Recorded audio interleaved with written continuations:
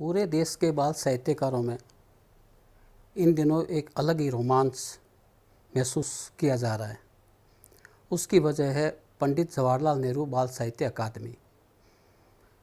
देश में पहली अकादमी है बाल साहित्य से संबंधित पंडित जवाहरलाल नेहरू बाल साहित्य अकादमी। इसके लिए श्रेय जाता है हमारे माननीय मुख्यमंत्री श्री अशोक गहलोत जी को और शिक्षा मंत्री प्रोफेसर बी.डी. कल्ला साहब को। यह कम महत्वपूर्ण नहीं है कि बच्चे जिनको कि हम मनुष्य का मुख्य मानते हैं या कहते हैं कि सब कुछ बच्चा ही होता है, लेकिन आज तक बच्चों को लेके किसी ने ये नहीं सोचा कि अलग अकादमी का गठन होना चाहिए। यह राजस्थान सरकार की पहल है कि पहली बार बाल साहित्य अकादमी का गठन हुआ और उसने अपना विधिवत रूप से कार्य भी शुरू कर दिया।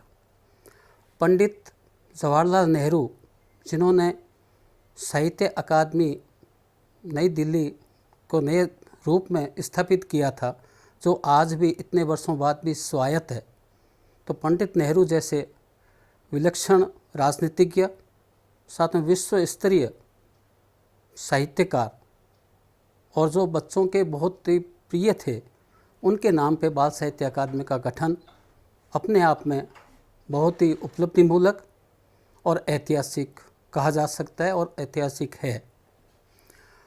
पंडित नेहरू को हम चाचा नेहरू कहते हैं। बच्चों के लिए वो बहुत ही प्रिय रहे और बच्चों के लिए उन्होंने बहुत कुछ काम किया। आज उन्हीं के नाम से बाल साहित्य अकादमी का गठन हमारे यहाँ राजस्थान के अंदर हुआ है। और बाल साहित्य अकादमी जिस तरीके से आगे गतिविधियाँ करने जा रही हैं, उससे भी साफ है कि यह केवल राजस्थान नहीं, पूरे देश के लिए एक मानक स्थापित करेगी कि हमें बच्चों के सर्वांगीण विकास के लिए क्या कुछ करना चाहिए। बच्चों में सृजनात्मक प्रवृत्ति जागृत होनी चाहिए, बच्चे को संस्कारित किया जाना चाहिए और यह काम हम अकादमी के माध्यम से अलग अलग गतिविधियां करवा के किया जाएगा। जैसे उदाहरण के रूप में मैं कहूं, कभी बाल दिवस पे आयोजन किया जा रहा है और यह भी संभवतः पहली बार देश के अंदर हो रहा है कि बच्चों से बाल कवि सम्मेलन होने वाला है। बाल कवि सम्मेलन में जो बच्चे हैं वो बच्चे ही अपनी कविताएं प्रस्तुत करेंगे और उनमें से जो प्रतिभागी सर्वोच्च रहेंगे उनको सम्मानित भी किया जाएगा।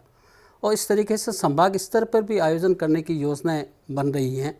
तो पूरे राजस्थान के अंदर जो बच्चे हैं, तो बच्चों का अलग अलग एक साहित्यिक रुझान जिनके अंदर है, उनके साहित्यिक रुझान के हिसाब से सृजनात्मक क्षमता उनकी विकसित होगी और सृजनात्मक क्षमता के साथ साथ उनको ये रुचि जागृत होगी कि हमें दूसरा साहित्य भी पढ़ना चाहिए।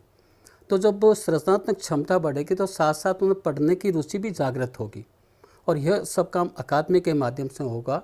और अकादमी के अंदर जिन लोगों का अभी जो माननीय सदस्य बने हैं, जो अध्यक्ष हैं, मैं कह सकता हूं कि वो बाल साहित्य के बहुत ही चुने हुए, बहुत ही समृद्ध, सुलझे हुए रचनाकार हैं।